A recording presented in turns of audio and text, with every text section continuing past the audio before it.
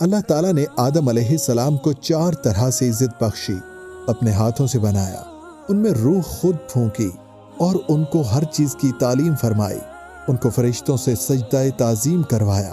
حضرت be be ہوا عربی زبان کا لفظ ہے جو لفظ ہی سے نکلا ہے، اس کے معنی ہے سنتات، کیونکہ حضرت ہوا علیہ السلام کو حضرت آدم علیہ السلام کی پسلی یعنی ایک زندہ چیز سے تخلیق کیا گیا، اس لیے ان کا یہ نام رکھا گیا۔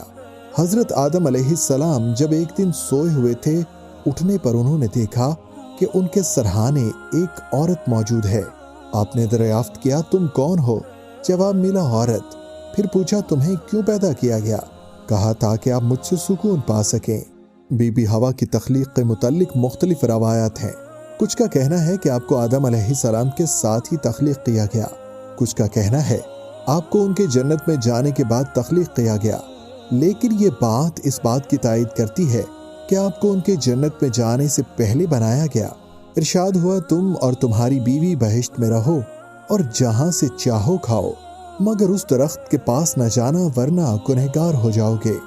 سورہ اعراف۔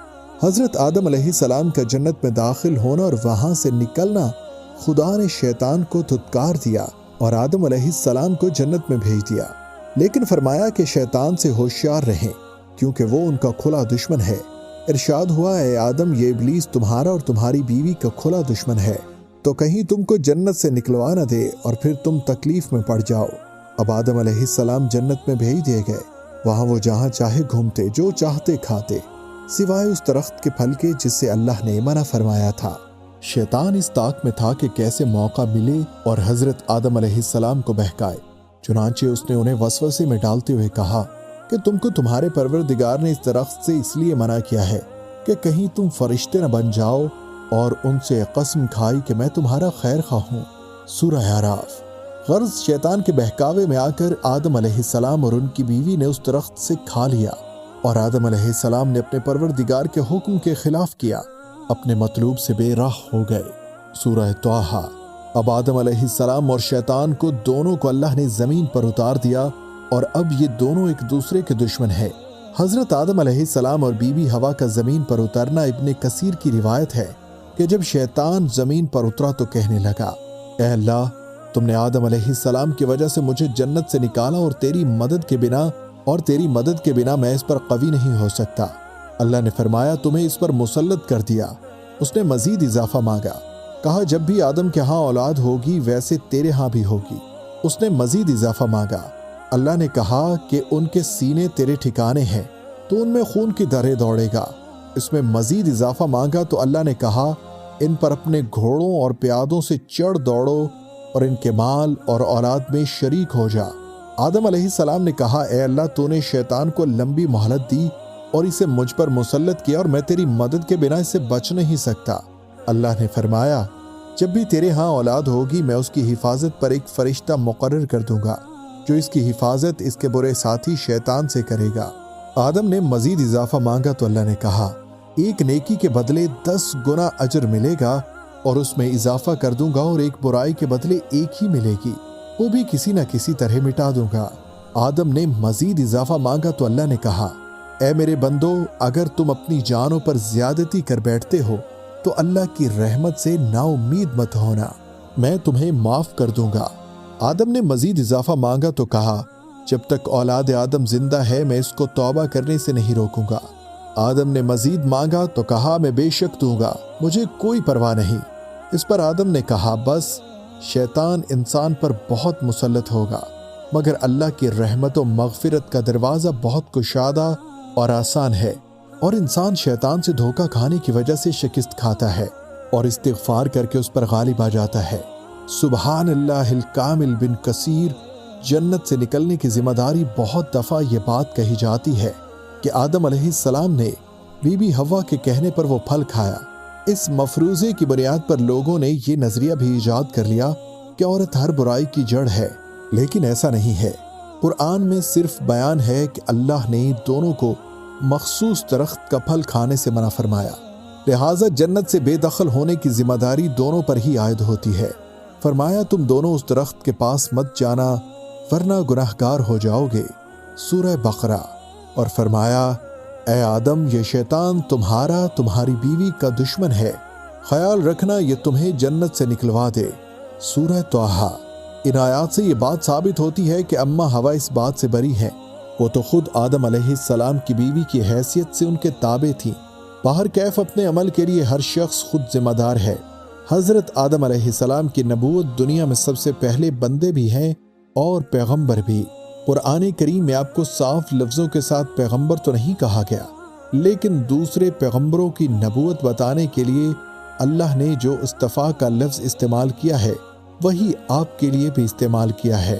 فرمایا خدا نے آدم اور نوح کو چن لیا، سورہ آل عمران۔ اسی طرح آپ کے بارے میں اجتباء کا لفظ بھی استعمال ہوا ہے۔ غرض یہ کہ آپ کی نبوت کے بارے میں بے شمار دلائل ہیں جو قرآن و حدیث سے واضح ہیں۔ ایک سوال یہ بھی ہے کہ آپ کی نبوت کے بارے میں قرآن میں صراحت سے کیوں نہیں کہا گیا؟ اس کا جواب یہ ہے کہ جن باتوں میں کوئی شک و شبہ کی گنجائش نہ ہو وہاں صراحت کی ضرورت نہیں ہوتی۔ حضرت آدم علیہ السلام وجود میں آنے کے لحاظ سے بھی پہلے انسان ہے، اور آپ نے اللہ سے جو علم حاصل کیا وہ بالواسطہ وہی ہے، لہٰذا آپ کی نبوت میں ہرگز کوئی شک و شبہ نہیں۔ اولاد آدم علیہ السلام۔ آدم علیہ السلام اور بی بی حوا کو زمین پر اتار دیا۔ اب ان کی نسل کو آگے بڑھانا تھا، تو اللہ نے ان کو روز ایک بیٹے اور ایک بیٹی کی نعمت سے نوازا۔ پہلے دن ہونے والے بیٹے کا نکاح دوسرے دن ہونے والی بیٹی سے ہوتا، اور اس طرح پہلے دن پیدا ہونے والی بیٹی کا نکاح دوسرے دن پیدا ہونے والے بیٹے سے کیا جاتا۔ اس کا مقصد دنیا میں انسان کی نسل کو بڑھانا تھا۔ آپ کی اولاد میں سے جن کا ذکر قرآن میں آیا ہے ان میں حابیل علیہ السلام، قابیل علیہ السلام، شیش علیہ السلام شامل ہیں۔ روئے زمین پر پہلا قتل حابیل کی بہن سے قابیل کی شادی ہونا تھی اور قابیل کی بہن سے حابیل کی، لیکن چونکہ قابیل کی بہن خوبصورت تھی تو قابیل کے دل میں حسد پیدا ہوا۔ میں نے حابیل سے کہا میں تمہیں قتل کر دوں گا۔ آدم علیہ السلام کو ڈر تھا، لہٰذا انہوں نے کہا تم دونوں اللہ کی راہ میں قربانی پیش کرو، جس کی قربانی قبول ہوگی اس کی شادی اس قابیل کی بہن سے ہوگی۔ حابیل جو کہ بکریاں چراتا تھا اپنے ریوڑ سے سب سے اچھا بچڑا چن لایا اور اللہ کی راہ میں قربان کیا، جبکہ قابیل جو کہ کھیتی باڑی کرتا تھا سب سے سوکھی گھاس قربانی کے لیے اٹھا لایا۔ اس دور کے طریقے کے مطابق آسمان سے ایک آگ کا شعلہ آیا اور بچڑے کو لے گیا، جس سے ثابت ہوا کہ حابیل کی قربانی قبول ہو گئی۔ قابیل طیش میں آ گیا۔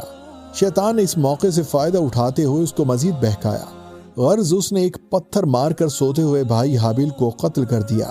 حضرت آدم علیہ السلام کی وفات کے متعلق مختلف روایات ہیں۔